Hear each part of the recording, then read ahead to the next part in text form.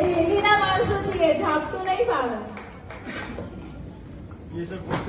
Singer हो ना આપણે જવા દઈએ ને, हम नहीं छोड़ेंगे.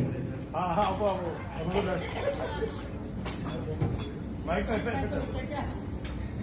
આ જ્યારે કોમ્પિટિશન થઈ ત્યારે પવન સાહેબે અમને ખૂબ જ ઇન્સ્પાયર કર્યા હતા. 24 અવર્સની હતી એ કોઈ નાની સૂની વાત નથી. એ કરવા માટે થઈને અમારી હિંમતને બિરદાવી હતી. એમણે ખુશ છું, મારાથી બોલાતું નથી.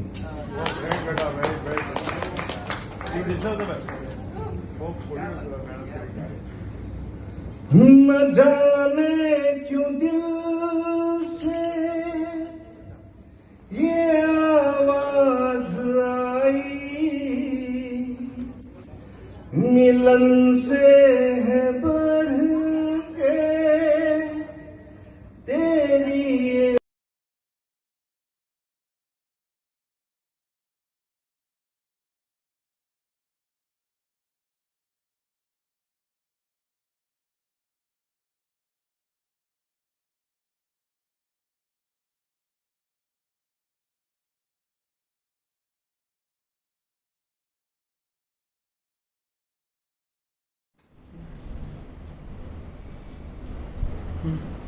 હેલો પોરબંદર, મારું નામ પ્રણય રાવલ છે.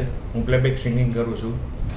વર્લ્ડ રેકોર્ડ્સ ઇન્ડિયા અંતર્ગત મને 2 વર્ષ પહેલાં વર્લ્ડ રેકોર્ડ્સનો ખિતાબ પ્રાપ્ત થયેલ છે. આ ખિતાબ મને 24 કલાક માટે થઈને કિશોર કુમારના ગીત ગાવા માટે સામૂહિક એક વર્લ્ડ રેકોર્ડ અમે સ્થાપ્યો હતો, એ બદલ મળેલો છે. આની હું વાત કરું તો 30 જણાએ ટોટલ પાર્ટિસિપેટ કરેલું હતું. 30 જણામાંથી 24 કલાક એટલે બહુ કઠિન કામગીરી હોવાને લીધે તેમાંથી 24 જણા રદબાતલ ગણાયા હતા અને છેવટે 6 જણા બચ્યા હતા. એ 6 જણામાંથી મને આ ખિતાબ પ્રાપ્ત થયો છે. વર્લ્ડ રેકોર્ડ્સ અંતર્ગત આ ખિતાબ મને 2 વર્ષ પહેલાં મળેલો હતો. એના અંતર્ગત જીનિયસ ફાઉન્ડેશન દ્વારા, જીનિયસ ફાઉન્ડેશનના પ્રેસિડેન્ટ પાવનભાઈ સોલંકી કે જે અમદાવાદ GIAA એટલે કે જીનિયસ ઇન્ડિયન એચિવર્સ એવોર્ડ દર વર્ષે આપે છે.